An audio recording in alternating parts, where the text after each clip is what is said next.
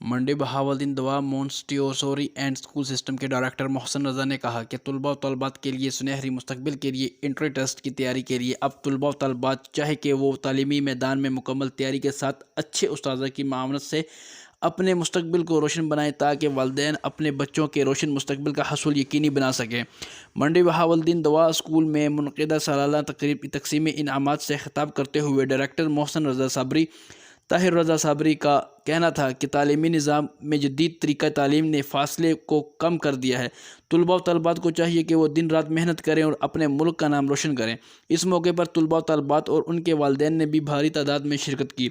بعد ازاں اسکول انتظامیہ نے پوزیشن ہولڈرز طلباء و طالبات میں انعامات تقسیم کیے اور مہمانوں کو شیٹس پیش کی، جس میں مہمان خصوصی رائل نیوز کے ڈسٹرکٹ رپورٹر ذیشان اسماعیل، فرقان علی، چودھری صدام کھرل،